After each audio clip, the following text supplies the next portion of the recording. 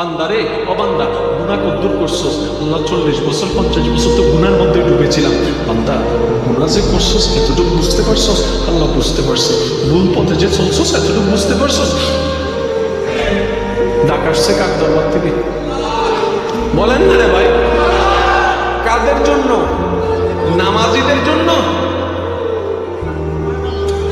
যারা গুনাহ করছেন তারা বলেন, আর যারা জীবনে গুনাহ করেন নাই চুপ করে থাকেন। আমি বলছি কারণ আমি নিজে গুনাহগার, সেটা আমি স্বীকারও করি।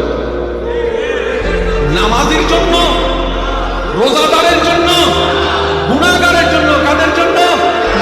গুনাহগারকে এক কথায় আমাদের জন্য। আল্লাহ বলছে, বান্দা গুনাহ করছস, স্বীকার করস? স্বীকার করি। ভুল পথে যে চলছস স্বীকার করস? আল্লাহ করছি। বান্দা, আমার সামনে যে হিসাব দিতে হবে এটা তুই মানুষ? আল্লাহ মানি, কিন্তু ভুল তো করে ফেলছি। হঠাৎ করে বান্দা মুস্কি হাসা বলে, আল্লাহ আমি হাজার গুনাহ করলো, মনে একটু সাহস আছে। কই কি? আমি তো মুসার উম্মত না, তোমার হাবিবের উম্মত।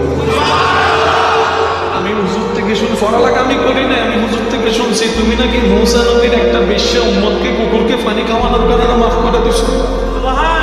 একটা কুকুরকে পানি খাওয়াইয়া যদি মুসা নবীর উম্মত মাফ পাই, যিনি করিমুল্লাহ ছিল, আমি তো হাবিবুল্লাহর উম্মত, আমি তো তোমার নবিউল্লাহর উম্মত, আমি তো রাহমাতুল্লিল আলামিনের উম্মত।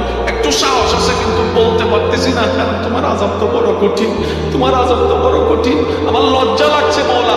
আগুনে জ্বলবো আমার ভয় নাই, সাপে কামড়াবে আমার ভয় নাই, আমার শুধু নিজের ভিতর থেকে একটা লজ্জা লাগতেছে। তোমার খাইয়া কেন তোমার বিপক্ষে কাজ করছি, তা লজ্জা লাগতেছে মাওলা, মাওলা লজ্জা লাগছে।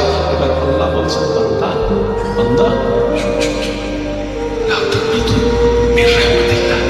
আমি আল্লাহর রহমত থেকে নিরাশ হইছি না। তো কি করবো, কি করবো? তুই শুধু একবার মন থেকে তওবা কর, একবার বল, আল্লাহ ভুল করছি মাফ করে দাও, ভুল করছি মাফ করে দাও। ইন্নাল্লাহ